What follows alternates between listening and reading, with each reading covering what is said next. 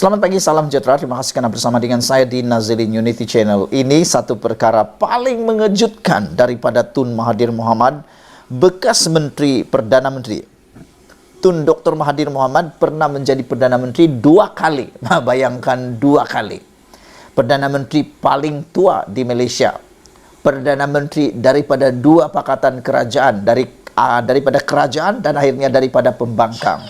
Dan yang lebih penting lagi ialah Perdana Menteri paling lama yang memegang kuasa di Malaysia. Tak pernah dia cakap benda ini sebelum dia jadi pada waktu dia jadi Perdana Menteri. Tak pernah Tun Mahathir Mohamad cakap perkara ini pada waktu dia jadi Perdana Menteri, sama ada selama 22 tahun ataupun selama 22 bulan menjadi Perdana Menteri. Tapi selepas kalah dalam pilihan raya, kalah teruk dalam pilihan raya baru-baru ini sehingga wang deposit pun tak dapat semula, apabila beliau kalah dalam pilihan raya itu dan hilang daripada radar politik Malaysia, akhirnya tiba-tiba Tun Mahathir pula memberikan kenyataan yang saya patut kita pikirlah, dan saya kurang setuju dengan apa yang Tun Mahathir kata ini. Apabila Tun Mahathir kata larangan sentuh isu 3R tidak sah, itu daripada Malaysia Gazette. Saudara-saudara sekalian, pada pandangan netizen dan juga pemerhati politik, pengikuti politik yang ada di Malaysia ini, apabila PDRM memberikan amaran larangan jangan menyentuh 3R di Malaysia ini, lebih-lebih lagi semasa kempen pilihan raya negeri maupun PRU, bagi saya itu adalah sah, kerana amaran itu sebenarnya untuk menjaga keharmonian Malaysia dan mengelak Malaysia ini daripada menjadi tempat yang tidak aman lagi. Jadi apabila larangan sentuh isu 3R tidak sah, kata Tun Mahathir, kita memang betul-betul tak sukalah dengan kenyataan daripada Tun Mahathir ini. Bekas Perdana Menteri Tun Dr. Mahathir Mohamad berpendirian, larangan menyentuh isu 3R adalah tidak sah. Saya tidak setuju dengan perkara ini, kerana 3 perkara inilah yang mengikat Malaysia sebenarnya supaya kukuh, yaitu agama, raja dan kaum. Apabila 3 perkara ini menjadi bahan kempen, menjadi bahan politik, ianya akan menjadi api dan menjadi bom yang boleh meletup bila-bila masa. Jadi saya sangat setuju apabila PDRM kata jangan politikkan dan jangan sentuh, jangan sekali-kali menggunakan isu 3R. Saya setuju. Dan kenyataan Tun Mahathir ini memang kita tak setuju langsunglah. Ini kerana kata Mahathir, apabila Tun Mahathir kata larangan menyentuh isu 3R adalah tidak sah, ini kerana kata beliau larangan tersebut tidak digubal menjadi sebuah undang-undang yang dilurus dan diwartakan di Parlimen. Itulah saya kata tadi. Dulu waktu dia menjadi Perdana Menteri, tak pernah pula dia kata tentang perkara ini. Tak pernah pula dia usulkan tentang perkara ini. Tapi selepas sudah kalah dan seakan-akan tidak relevan lagi dalam politik Malaysia, tiba-tiba pula Tun Mahathir kata isu larangan menyentuh 3R adalah tidak sah. Apa sebenarnya yang Tun Mahathir mahu? Adakah dengan perkara kenyataan beliau ini akan menyebabkan Tun Mahathir akan terdedah kepada akta hasutan? Tolonglah janganlah sampai begitu pula. Tun Mahathir dah berusia 98 tahun, tak lama lagi 100 tahun. Takkanlah Tun Mahathir pula diberikan akta hasutan. Kalaulah dia kalah nanti, takkanlah Tun Mahathir pula menjadi rekod baru banduan paling tua di mahkamah di penjara pula. Kita tak nak jadi seperti itu. Kata Tun Mahathir, saya tidak faham kenapa saya disoal kerana arahan tidak boleh guna 3R, tidak sah. Kalau nak buat undang-undang bukan Perdana Menteri, dia perlu pergi ke Parlimen, kata Mahathir lagi.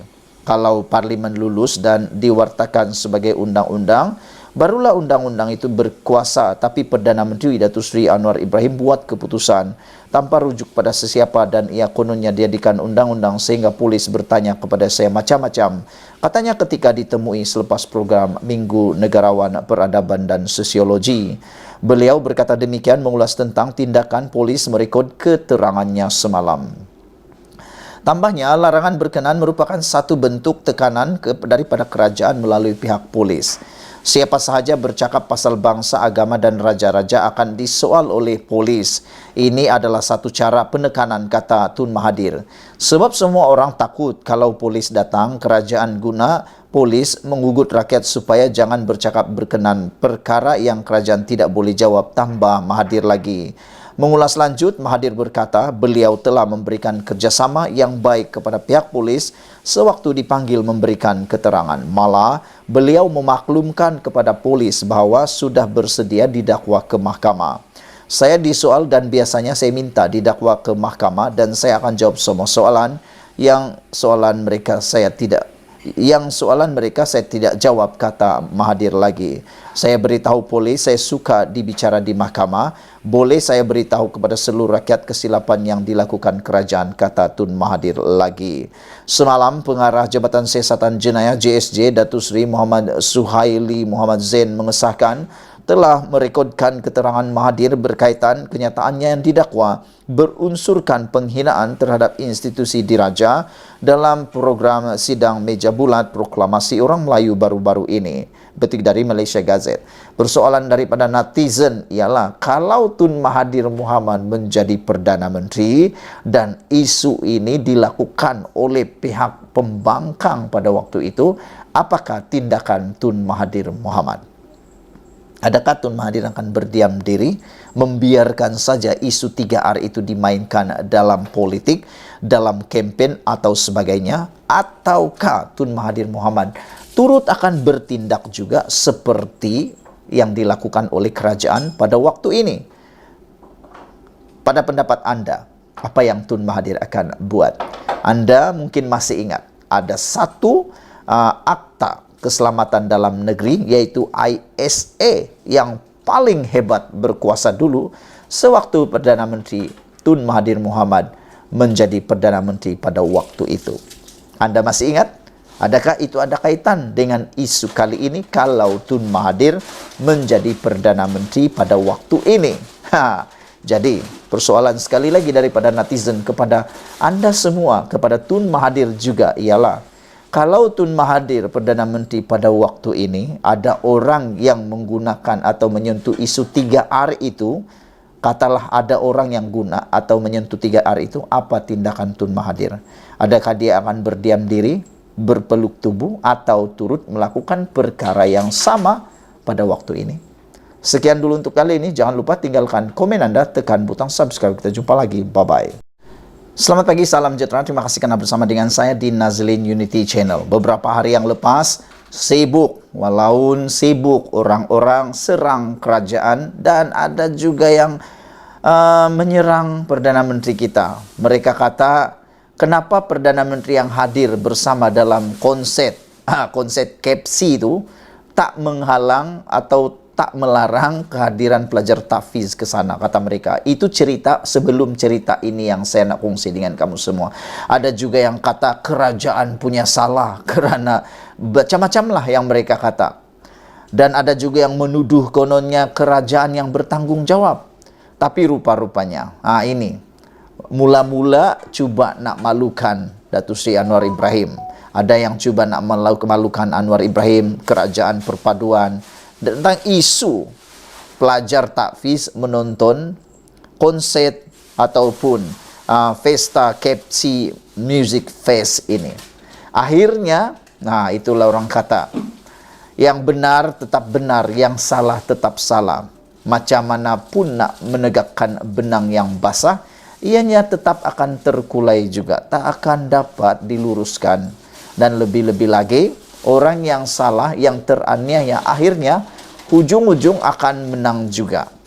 Kali ini tanpa perlu Datuk Seri Anwar Ibrahim tampil untuk menjelaskan isu itu, akhirnya beliau dibantu oleh orang pihak ketiga untuk menjawab isu itu. Akhirnya, orang yang bertanggung jawab membawa pelajar tahfiz ini ke konser KFC itu akhirnya tampil membuat pengakuan dan menarik ceritanya sebenarnya. Niatnya betul, tapi mungkin ada kesilapan daripada satu pihak.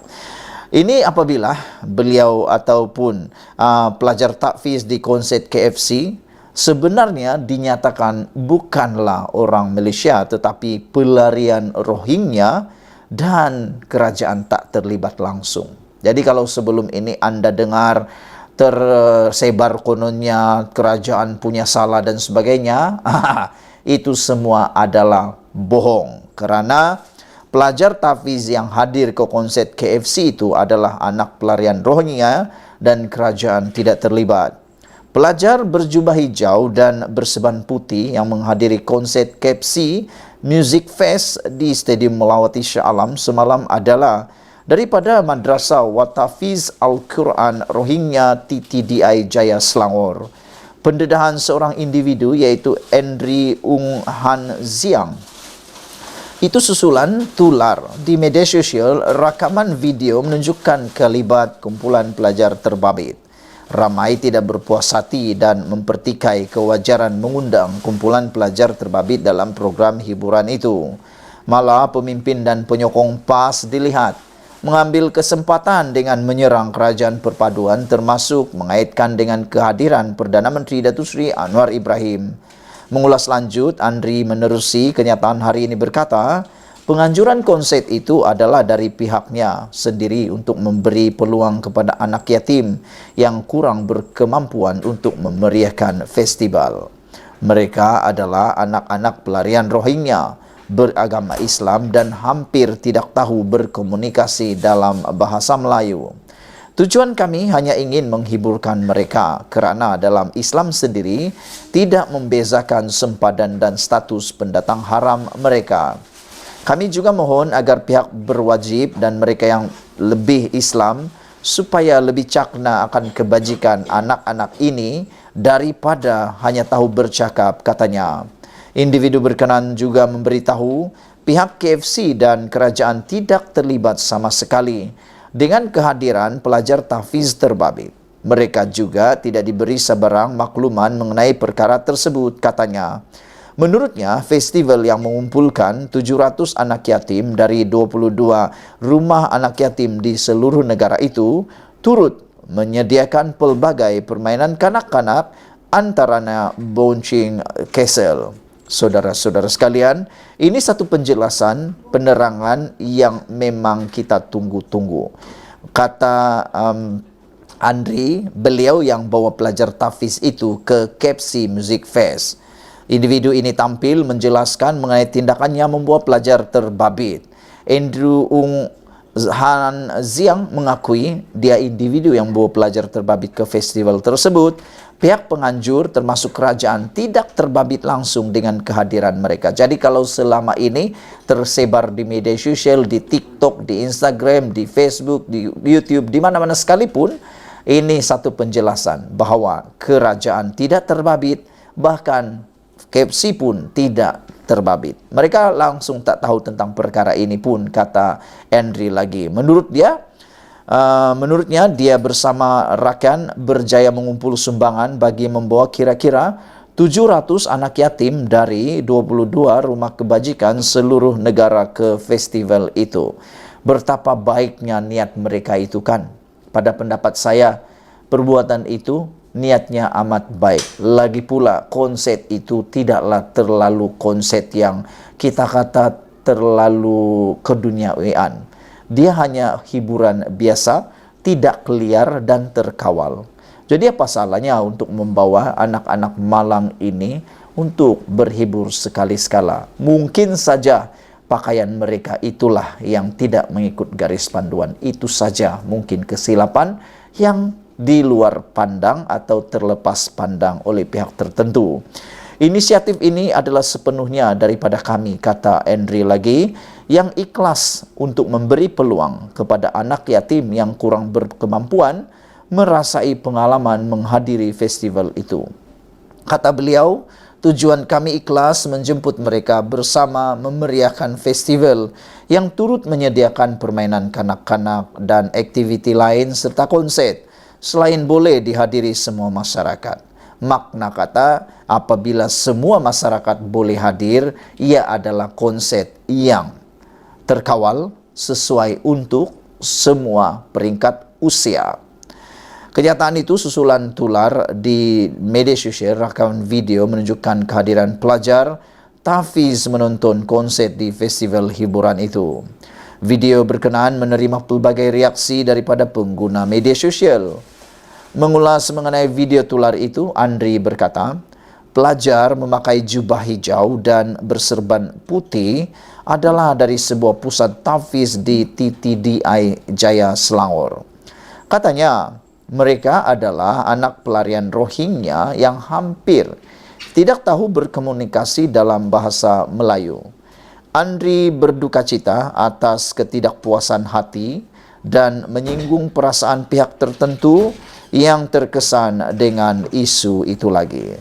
Saudara-saudara sekalian, bagaimanapun kita tetap menyokong usaha murni daripada Andri dan rakan-rakan mereka untuk membawa pelajar-pelajar ini menonton konser tersebut, tetapi mungkin perlu garis panduan yang lebih baik pada masa yang akan datang.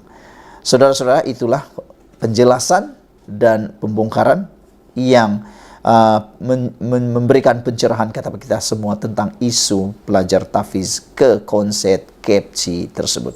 Sekian dulu untuk kali ini. Jangan lupa tinggalkan komen Anda, tekan butang subscribe. Kita jumpa lagi. Bye-bye.